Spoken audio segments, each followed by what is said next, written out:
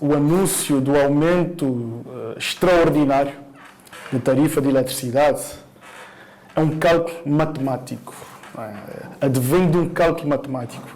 Portanto, é muito difícil a própria ADECO, como Associação para a Defesa dos Consumidores, conseguir desmontar um cálculo matemático que utiliza dados específicos por parte da ARME, não é? Dados que advêm tanto do aumento do combustível, como também dos parâmetros de eficiência da gestão do setor de eletricidade em Cabo Verde. Ou seja, é tudo um cálculo realizado, um cálculo bastante complexo, com dados também complexos, com fatores geradores de custos, ou seja, custos existentes que acabam por formar o preço final, utilizando uma fórmula própria, utilizando uma metodologia própria para se encontrar o preço final.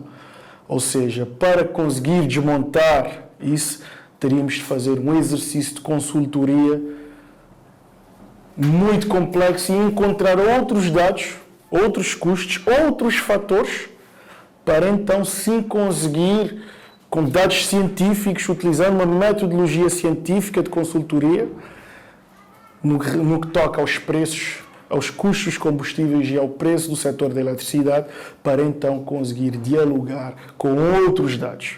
E isso realmente é um trabalho, não é? É um trabalho de consultoria, digamos, mundial, praticamente. Não é?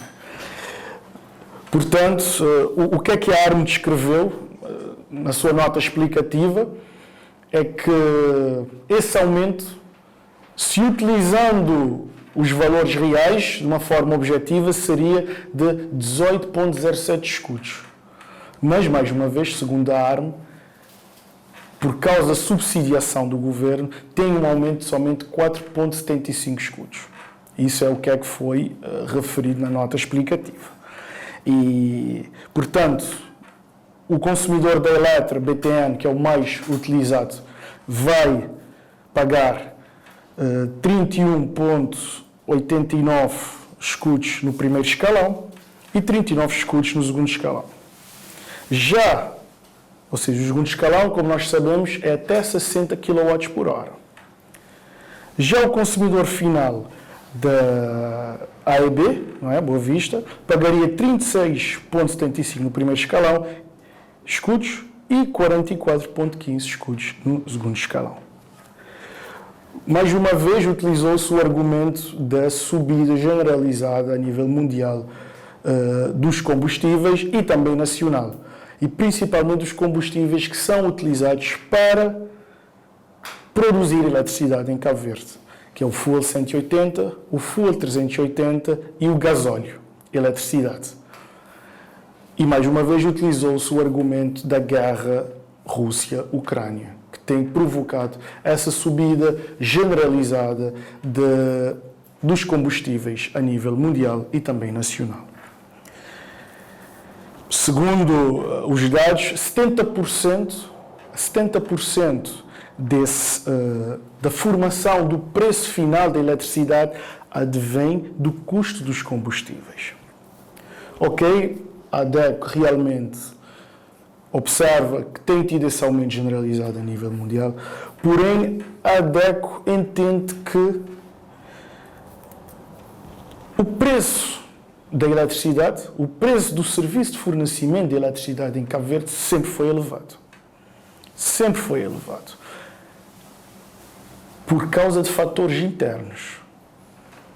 E, obviamente, quando se adicionam o aumento dos fatores externos, o aumento é generalizado, é exorbitante a nível nacional. Nós podemos trazer um fator que é muito importante a nível nacional, que são as perdas da distribuição de eletricidade internamente. As perdas, tanto perdas técnicas como perdas comerciais. A Eletra tem vindo de uma forma constante a aumentar as suas perdas na rede, quando se fala de perdas técnicas.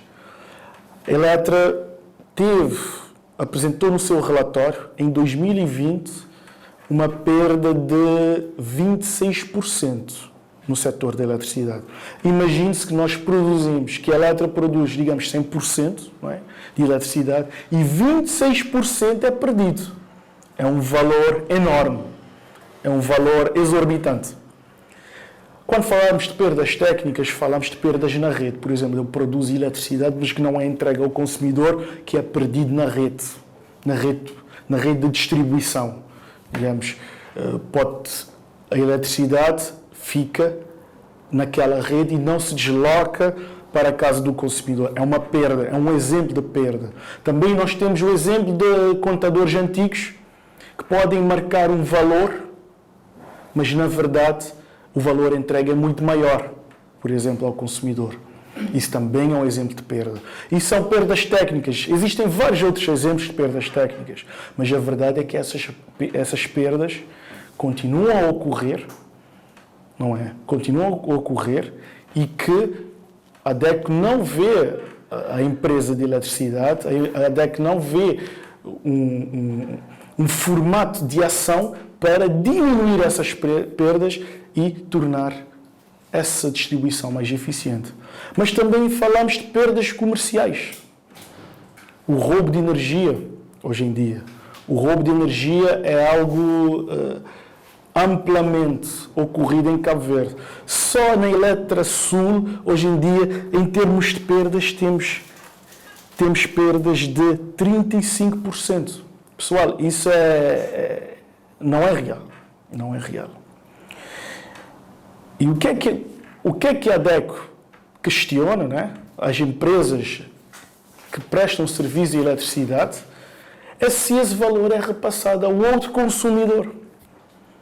Se esse valor, ou seja, que as perdas que ocorrem porque existe um gasto com a produção de energia e com a distribuição de energia, não é? Existe um gasto, existe um custo. Porém, com essa perda de 26% a nível nacional, quem é que paga esses 26%? É o consumidor? A DECO, de uma forma não oficial, entende que, muito porventura, eventualmente sim. Nós estamos a pagar essas perdas na rede, nós estamos a pagar essas perdas comerciais. Nós estamos a pagá-las. E, obviamente, qualquer fator externo que exista vai aumentar exponencialmente o valor que já é bastante alto a nível nacional, só com a falta de eficiência a nível nacional da produção e distribuição de eletricidade. Por isso, a DECO defende que já é hora, porque cada ano as perdas só aumentam.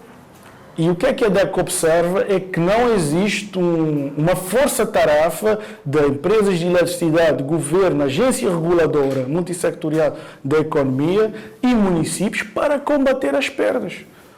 Porque o consumidor é que vai pagar. Esse custo é repassado para o consumidor. E isso é terrível, é terrível. Afinal, o que é que nós vamos pagar? Nós queremos pagar, o consumidor quer pagar somente o seu consumo. Não quer pagar falta de eficiência, não quer pagar outros custos que não se integram no consumo. Além disso, o que é que a DECO tem observado? Mais uma vez também a gestão. A gestão.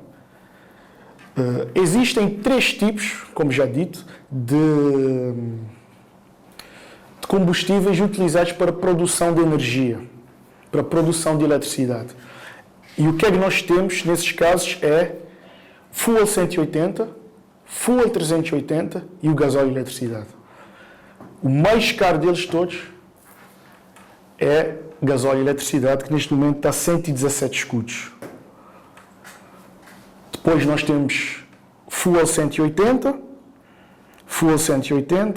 que está a 109 escudos, e o Fuel 380, que é o mais barato, que está a 104 escudos. Pessoal, só para vermos, somente há 3 anos atrás, que a Eletra da Praia começou a utilizar o Fuel 380. Somente há 3 anos atrás. Não é? E o que é que acontece é que há 10 anos que tem logística preparada para utilizar o fuel 380, que é o mais barato. E dentro desse tempo, utilizou o fuel 180, que é um combustível mais caro. Mais caro, mais custos, obviamente o preço final é superior. Da mesma forma, hoje em dia, em Fogo e Santo Antão, ainda se utiliza o gasóleo e eletricidade, que é o combustível mais caro para a produção de eletricidade. Obviamente, o preço final ao consumidor vai ser maior. Ou seja, andamos a brincar com situações... Enfim, então passa-se tudo para o consumidor e ponto final. Nós é que vamos ficar a pagar essa falta de eficiência de gestão do setor de eletricidade.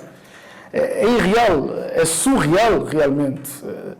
Ou seja, temos de tomar medidas para corrigir essa falta de eficiência da gestão no setor de eletricidade. Temos de corrigir. São custos de produção. Custos de produção na formação do preço final. E, obviamente, mais custos no final são repassados para o consumidor. E também temos de falar um pouco das energias renováveis. Pessoal, no setor da eletricidade, as energias renováveis são um fator essencial para diminuir o custo final, o preço final para o consumidor. Mas tantos anos a falar de energias renováveis, em que pé que estamos hoje em dia?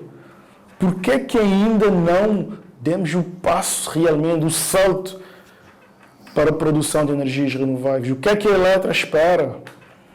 O que é que o governo espera para realmente motivar a produção de energia através de energias renováveis? O que certamente iria diminuir o preço final para o consumidor.